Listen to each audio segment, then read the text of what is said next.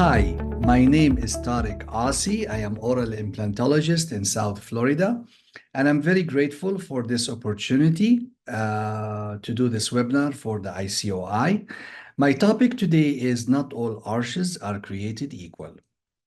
I have no financial interest in any of the material in this presentation.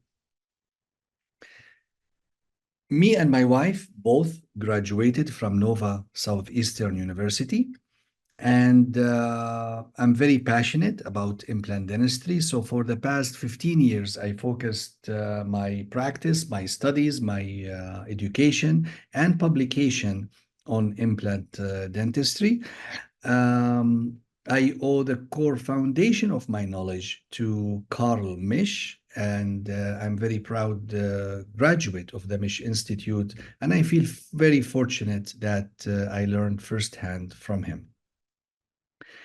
I enjoy teaching, and to me, by teaching, it's just another way I continue to learn, and just another way of lifelong learning. I started the Alpha Study Club about 7 years ago, and my purpose is to create platform where as clinicians we can meet and share cases, go over success and failure and how we managed the challenges that we have along the way, and share our passion for what we do. So it's a way to co-elevate each other and grow together. This is my team. And I strongly believe in teamwork and that we cannot do it alone. I won't be where I am today if I didn't have this amazing team that help me and support me every single day in the practice and outside the practice. Also, we are a team, and we play sports. We sometimes compete against other practices in our study club, and just have fun. So it is estimated in the United States today that there's over 24 million people fully edentulous, 12 million or more edentulous in one arch. Add to the equation the people who suffer from terminal dentition. They need help. And it is our responsibility as a profession to provide solution to this increasing population. A solution that is customized to the unique situation of each case we treat. As humans, by nature, we're different. We have different anatomy, different biology, different emotions. And we're not the same all the time. We change from time to time. So today, because of the technology that's available and the knowledge we have, I strongly believe this is the best time to be in implant dentistry. In our practice, we are fully digital. We digitize the patient using facial scan, intraoral scan, of course, CBCT, and we get all these data merged together in planning software to start with the end in mind. So we design the smile, which is our final destination. Then we reverse engineer the process to plan our implant position. So the implant is really planned based on the teeth position, and the teeth position and design is based on the face. So it is facially driven, prosthetically driven approach. The days of putting the implant where the bone is and then trying to figure out how to restore these cases, and it is hit on or miss situation, should be over. I do most of my cases guided, almost 75%. of my cases guided, but sometimes I do some cases free-handed. If I need better visibility or access, if I'm doing remote anchorage implant, then I will choose to do these cases free-handed. Visibility is very important. There's many tools clinicians use to allow access and visibility to the site, like the Optragate, the O-ringers. And what I found is the combination of both give me good access and better visibility because the Optragate will keep the lips away, but it's a little clumsy. So adding the O-ringer will keep it in place. So we'll have easier access. The key in what we do is to be efficient. As this study showed, every 1 minute less in surgery means 4% less morbidity. So by being efficient mean less time mean less morbidity. Less morbidity means better outcome, faster recovery, better post-op patient experience. The decision to load or not to load these cases is based on the rotational stability, which is the insertion torque value, and also the axial stability, which is the ISQ value. So it's really not emotional decision. It's not because we promised the patient we're going to load the case. It's really based on facts and numbers. And we should never promise the patients that we're going to load the case. I don't tell them 100%. I tell them always, my goal is to load your case immediately, but it is completely determined at the time of the implant placement. And I show my patients dentures and tell them, you know what, we might go home with this during the healing. So it's not 100% promised. And utilizing the technology make us so efficient. So now the impression or the implant position, I utilize photogrammetry. To be more specific, this is the micron mapper. So it make the process accurate, efficient, and precise.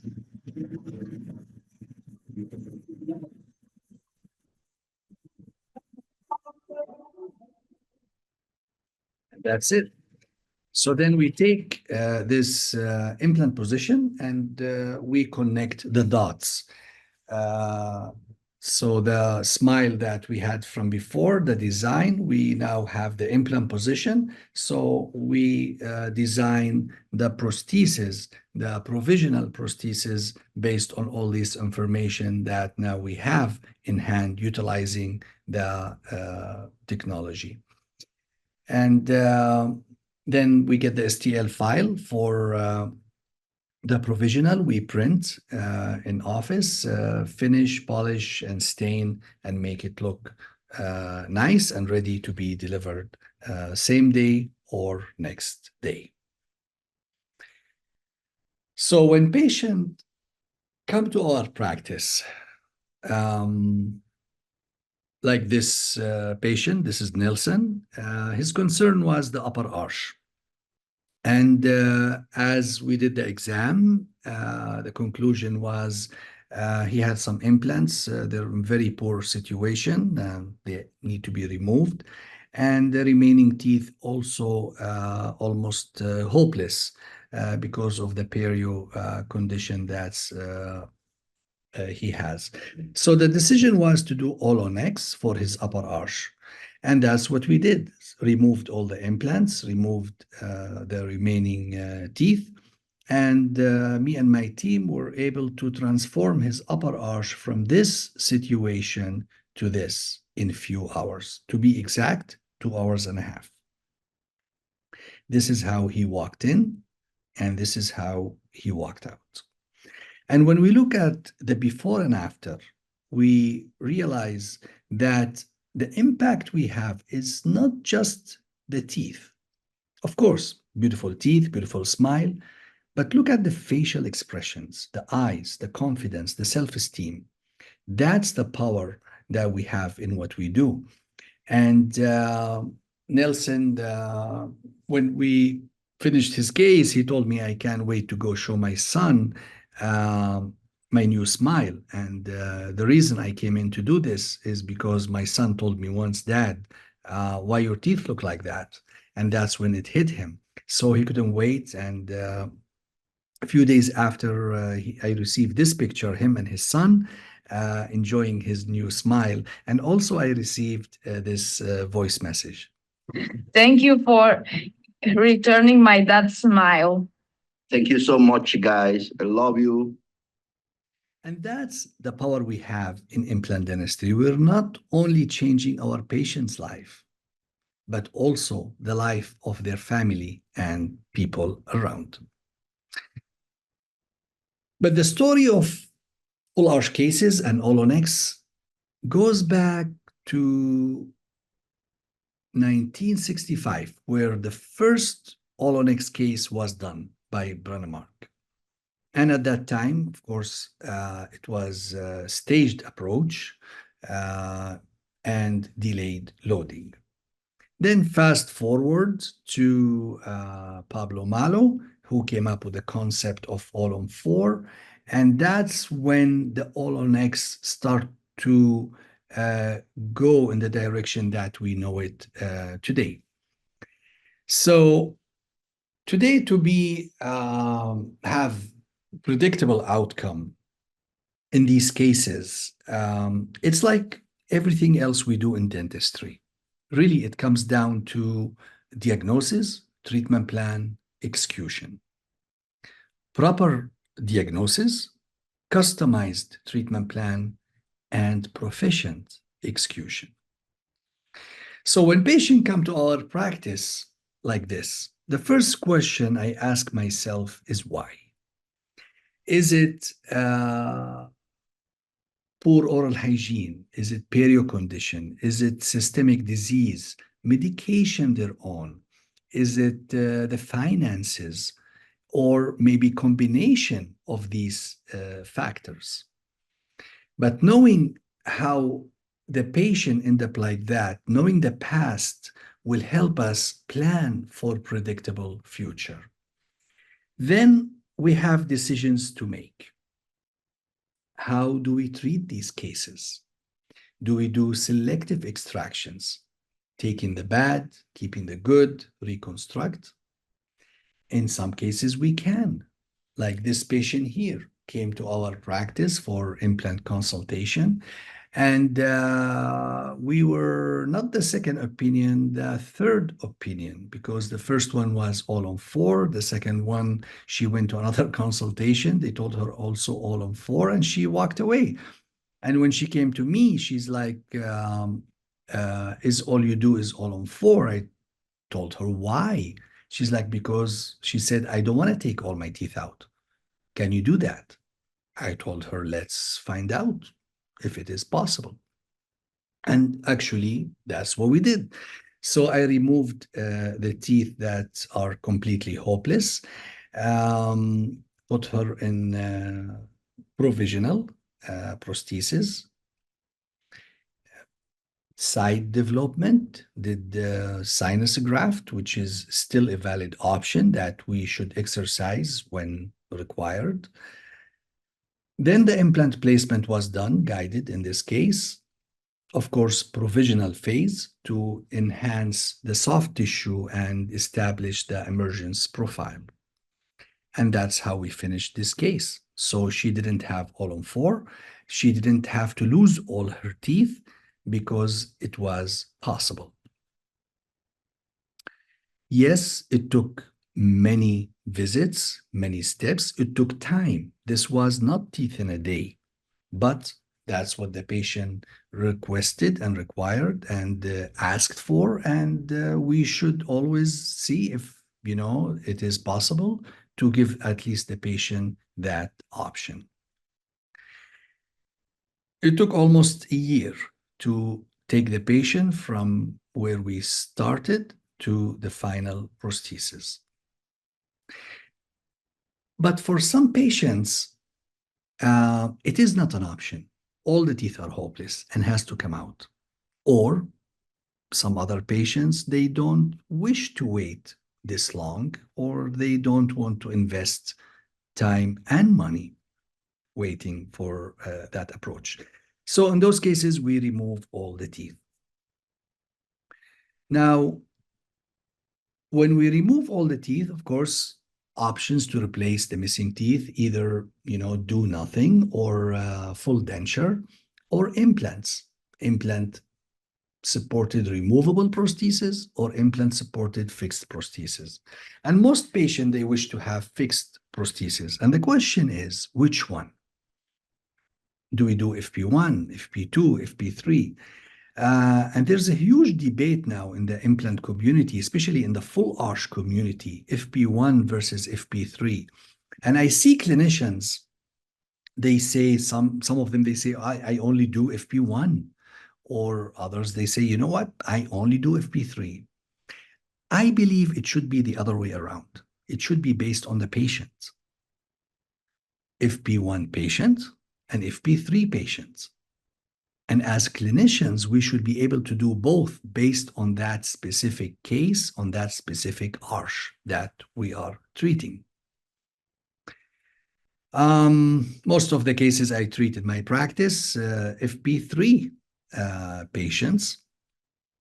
Sometimes we do combination, like in this case. We did one arch FP3, one arch FP1 in the same patient.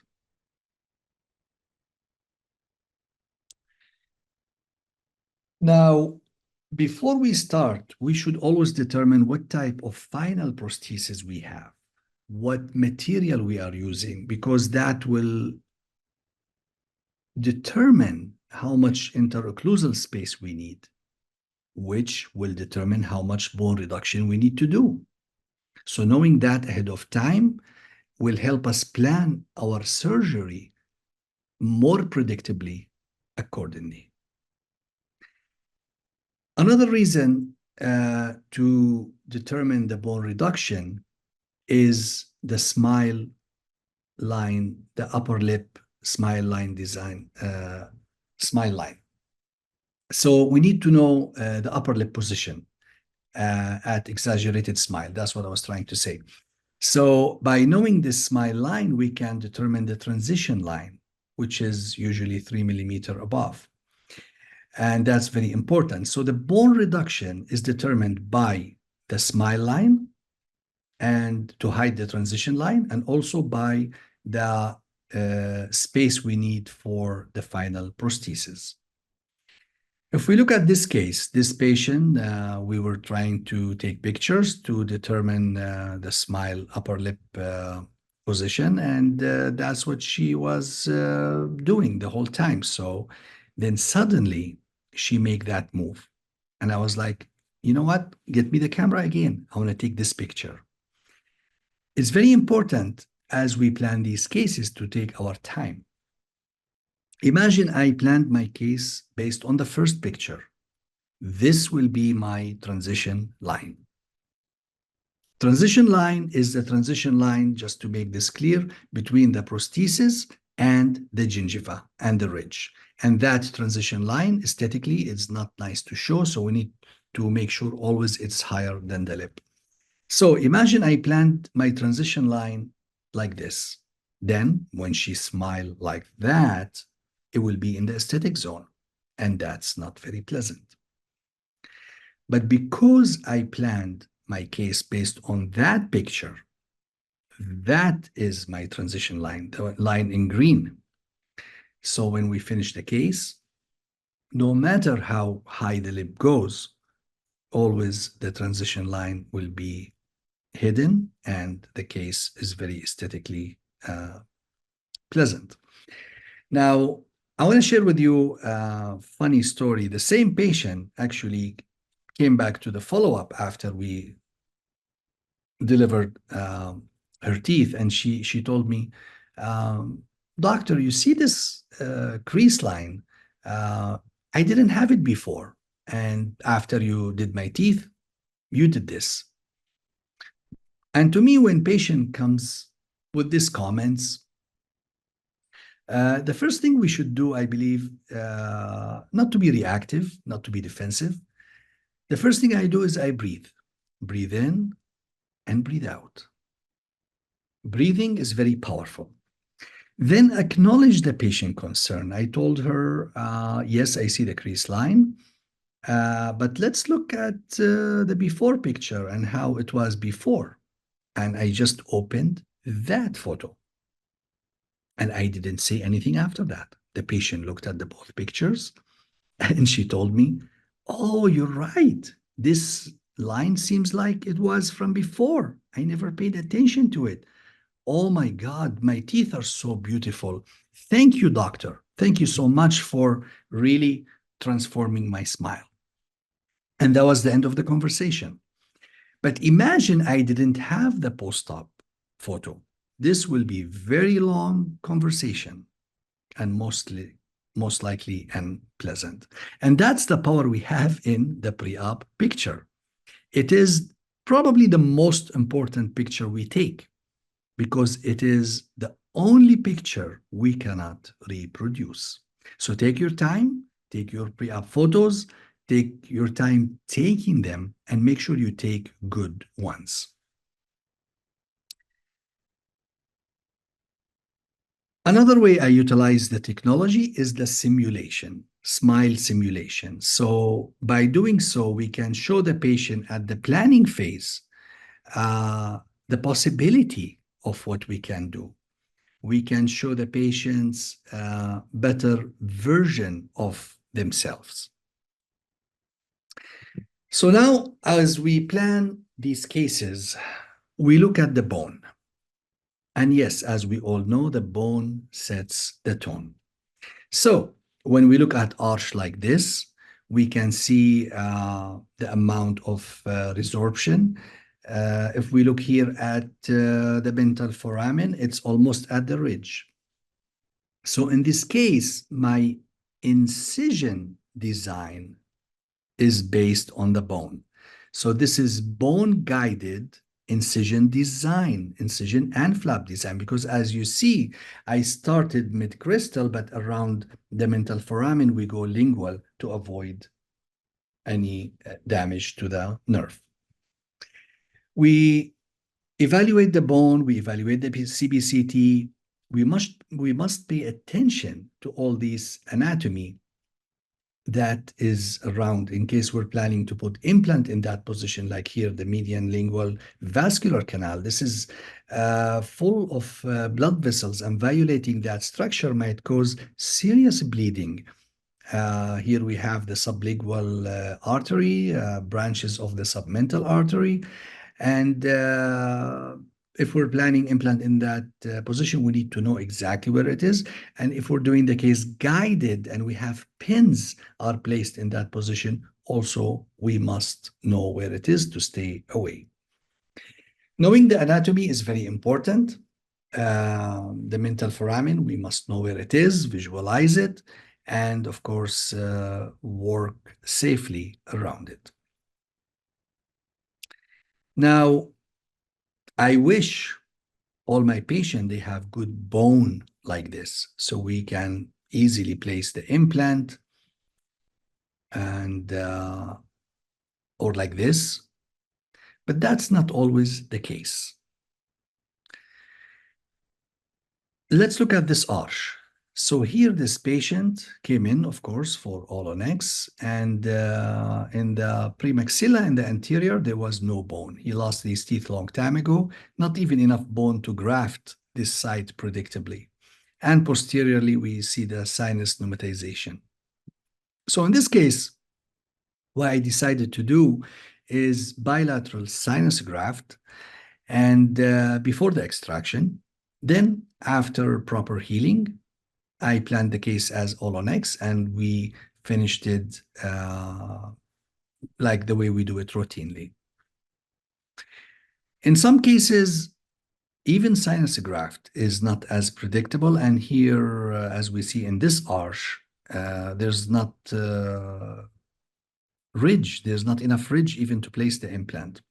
So in this case, I decided to go remotely. And I did two zygomas and three anterior engaging the nasal floor to achieve bicortical stabilization. And we loaded this case immediately. We got good stability. And that's how the patient left home. Let's look at this arch.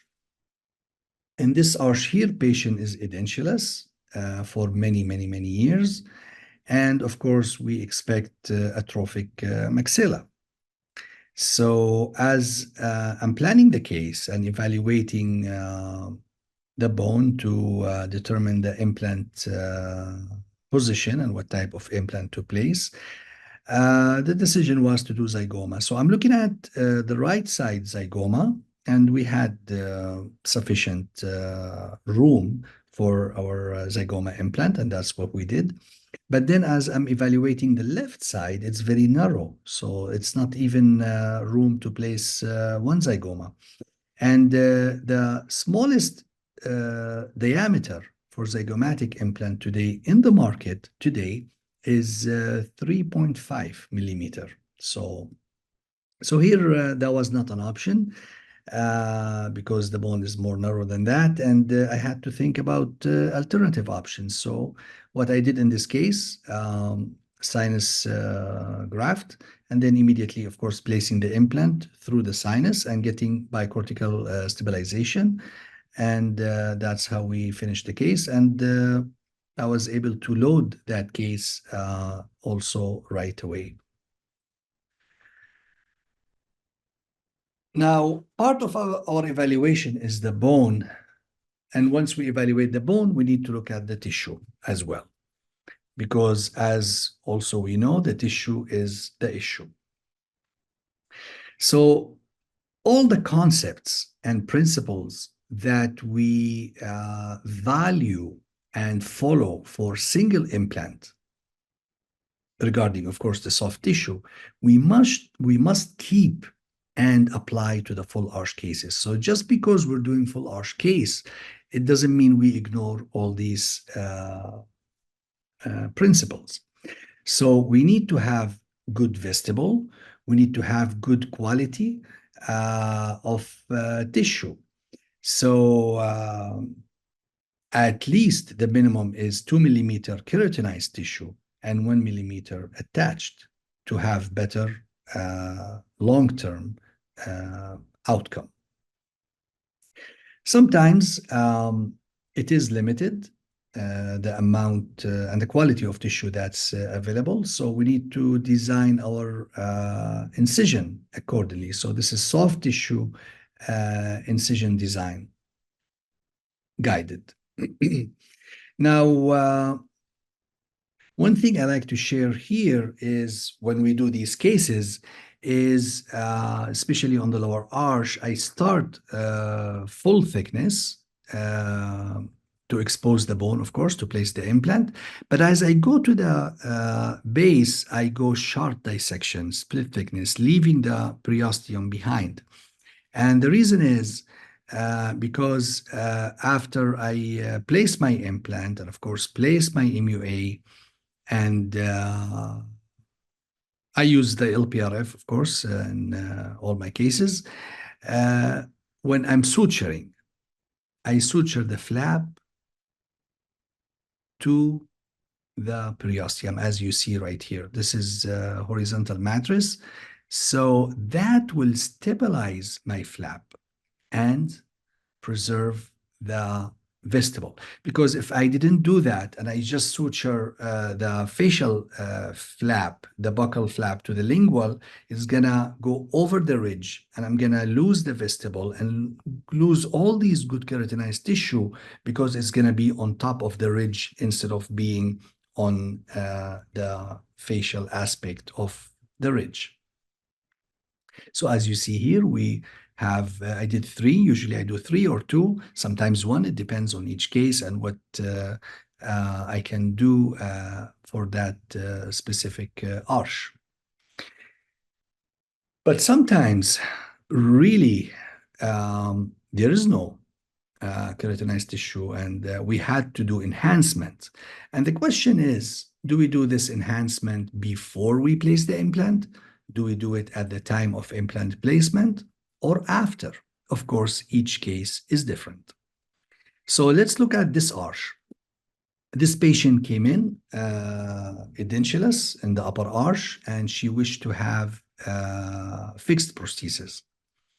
So as I'm evaluating the case, the issue here is the tissue. So there's minimal keratinized and attached gingiva. So the plan was to place the implant, and that's what we did. Of course, the case guided. But then after I placed the implant, I closed. So here, my decision was for this case is to do delayed loading. And of course, this conversation I had with the patient ahead of time. From the minute I saw the soft tissue, I knew I need to do enhancement. And I decided to do one miracle at a time. So she had enough bone. We placed the implant. We got good stability. So that was not the issue. But if I put my MUAs that day and loaded the case, I determined the fate of the soft tissue at that point. And then I have to follow whatever happened. You know, it's unpredictable.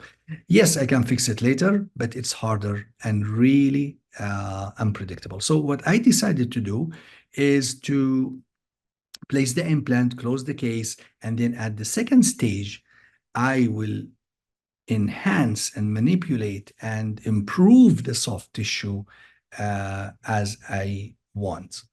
So that's what we did. So this is when she came in for the second stage after probably 4 or 5 months healing.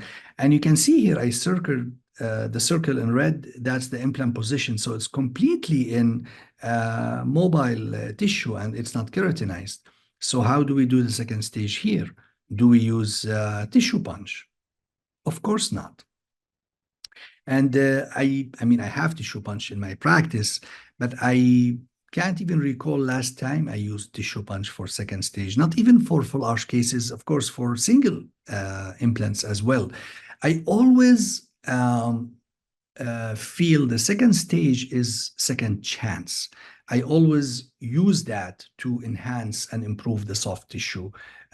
So that's an opportunity to make the soft tissue better by rolling flap technique, or moving the tissue to more facial. So there's always things we can do to make the case better. In this case, what I did, I started sharp dissection from the crest, little bit palatal to the mid crest, and little by little flap the area. Of course, it takes time. You have to go slow, change multiple blades as we go.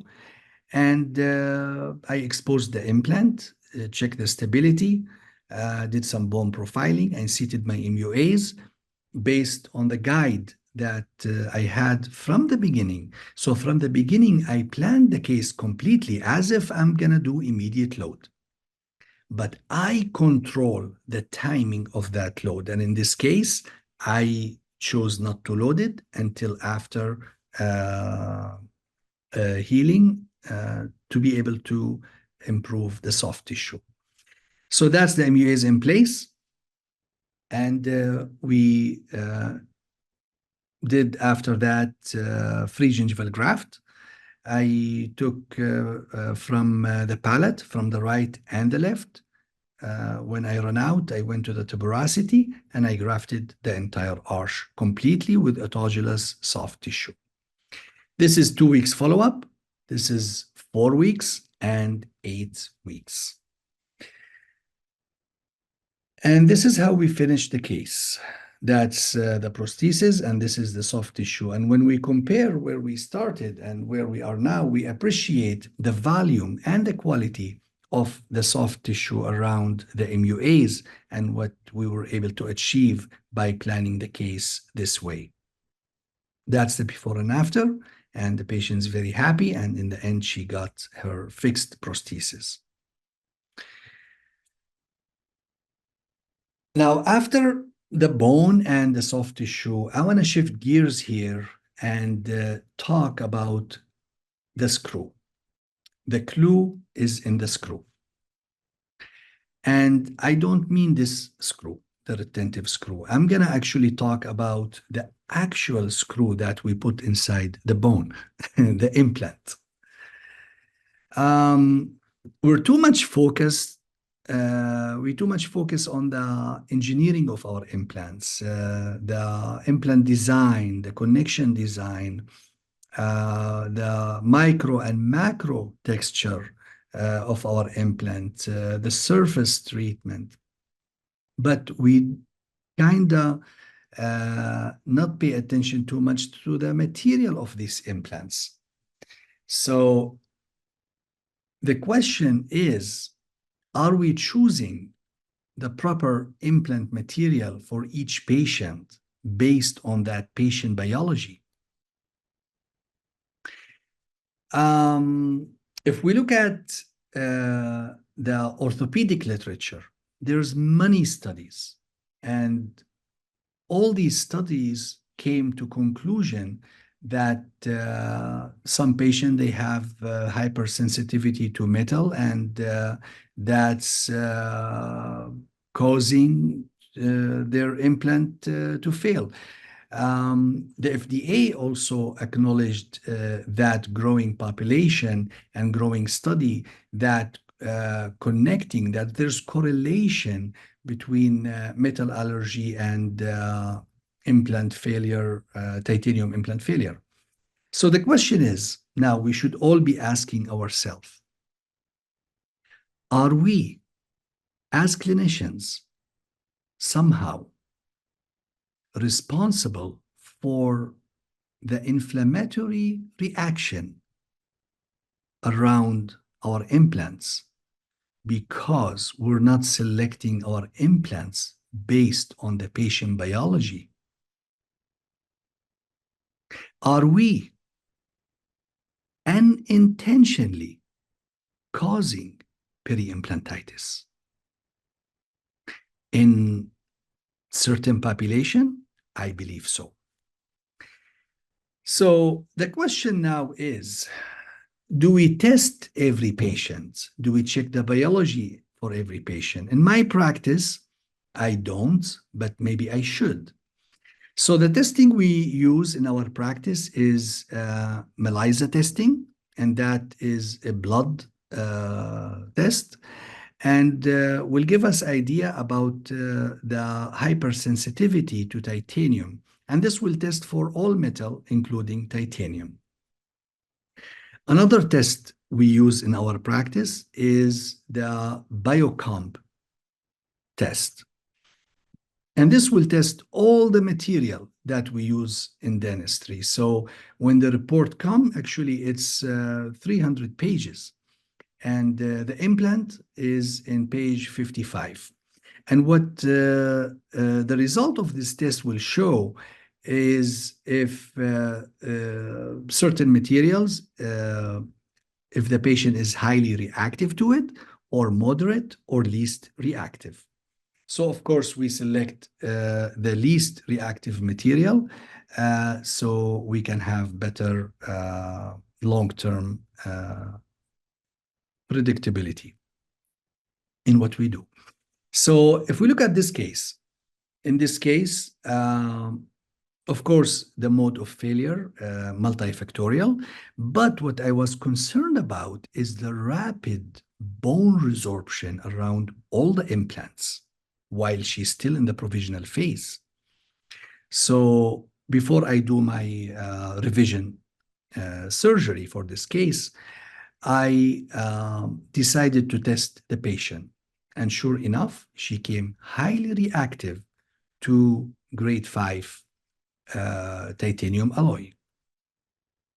So when I did my revision, of course, she was least reactive to grade 4. So pure titanium. So when I did the revision, of course, I removed the implant, was easy to reverse torque, remove the MUA, remove the implants, and then I placed new 6 implants, pure titanium. So the ones I removed were grade 5, and the one I placed grade 4. Of course, in fresh osteotomy, and I cleaned the sites for the existing implant. We use laser. In our practice, we use photona to make sure we detoxify and clean and cleanse the site from in these implants. And the sites that we still have for the previous implant, we grafted. I use autologous bone. To me, it's still the golden standard. And we can get good amount of bone using the scrapers. And that's what we did in this case. Then placing LPRF. And that was my treatment plan before I do the revision. And this was the post-op picture, exactly as planned. And this case was done free-handed, actually. So just because the case is done free-handed, it doesn't mean it's blinded. It is bone-guided, it is brain-guided, and we must have a plan. So when we do these cases free-handed, we don't just open the flap and then decide what to do and hope it will work out. Hope is not a strategy. We must have a plan. And that's the prosthesis we did, the provisional, and that the provisional in place. And this is the before and after. This is a recent case. So far she's doing good, and we're monitoring the situation closely. And it is always exciting when we do these cases. And we load the same day. Oh, 100% better. Look at that. No, I wasn't so known. Wow. Yes.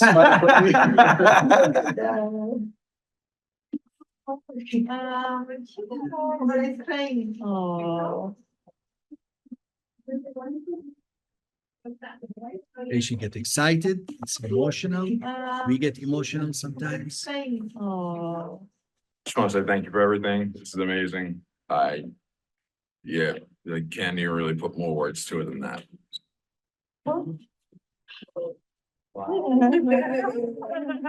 See you same day. That's it. That's it, baby. Is that Hollywood? Same day. And we as a team get excited as well. For making a difference and for continuing to change lives one arch at a time. It is like launching a rocket or spaceship. Very important event. And as important is the journey, more important is getting everybody safe back home. And that's what we should be thinking when we do these cases. It's not just about same-day teeth, but it's always about long-lasting teeth. And maintaining these cases long-term is very important, and it's part of the plan. Until today, there's no consensus on how to maintain these cases, and there's no established protocol for that. And some patients, they have good oral hygiene, and they have good cleansable prosthesis, and some they don't. So we have to customize our maintenance approach based on each patient situation. The big question is when we do these maintenance to remove or not remove the prosthesis. I know there's a statement at the PROS journal a few years ago stating that it's not necessary to remove these prostheses routinely. unless there's a problem. And I disagree with that statement. I feel it's not fair statement, because how can I tell this patient we don't need to remove your prosthesis? How do I know that's what it is if I don't remove it and look at it and evaluate it? Now, this is not my patient. This patient moved to Florida and came to me to do the maintenance. And of course, we have to take care of them. So when we have cases like that, of course, we clean it. And then I will start to have conversation with the patient to change the prosthesis. As we see here, how the intaglio surface is very concave versus what we always wish to do, plan to do, which is convex. So we discuss with the patient changing the prosthesis. Many of them they do, and some they don't, because they just had it done. It was a lot of big investment. They still making the payment. So for a patient like this, I see every 2 months, actually, every 2 months, and I remove the prosthesis every time they come in. Now, the next question is, when we remove these prostheses and put it back in, do we replace the screw? And to me, the answer is yes, I replace the screw. But the question is when and why? So why I replace the screw? Because from putting the same screw in and out multiple times, the thread will get more dull, so it will become less retentive, and there's higher chance it become loose. So we minimize or prevent screw loosening by replacing the screw. When to replace it? The way I do it in our practice is when I remove the prosthesis. If I feel any of these screws is loose, then I will replace that one. And the one that are not loose, I do screw testing on them. So I have screwdriver only for testing. And I put the screw in. If it stays, that one I can put back. I will put it back. And then if I put the screw in and falls down, then I will replace that one. Now, if you want to replace all the screws every time, that's fine as well, as long as you know why. The implant maintenance frequency, I have some patients come every 2 months, some every 3 or 4 or 6. It depends on each patient. If they have history of perio before, if they're smokers, any systemic condition, of course, parafunction. And something we should keep in mind, that the same patient is not the same all the time. So every time the patient comes in, I evaluate and reassess and make decision at that point if I want to keep the frequency the same or increase or decrease sometimes. Because as patients get older, the vision changed, dexterity changed. So we're always evaluating and making sure we see the patient as needed for these maintenance sessions. Now, at the maintenance session, we evaluate the prosthesis, evaluate the MUAs, make sure there's no mobility. Of course, evaluate the implant, check the soft tissue. And yes, I probe around the MUAs and around the implant. Of course, not to get the pocket measurement, but to see if there's any bleeding, any pus. It will give me an idea about the health of that site at that time. And of course, we evaluate the occlusal guard. I prescribe and make occlusal guard for every arch. To me, it's a way to protect the entire implant system, and it's part of our treatment and the package that we give for these patients. So they get this at the final. And if patient is heavy grinder or bruxer, even at the provisional phase, I make them occlusal guard. And then, of course, when they get the final prosthesis, they will get another one. Now, my take-home message from this presentation is one simple question. And that question is why? why you do what you do. Every treatment you do, every solution you provide to your patient, you must understand why. Every action or no action you take, every decision you make must have a purpose and must have a reason. So, in conclusion, not all arches are created equal because they're different. They're different from patient to patient, and even within the same patient from arch to arch, and even within the same arch from one side to another. And just like Nelson, every patient has a story. And to me, to be part of that story and be able to make a difference and have a positive impact is why I love what I do. And as we share these cases, we're not just telling stories, we're also changing lives. We're changing lives one unique arch at a time.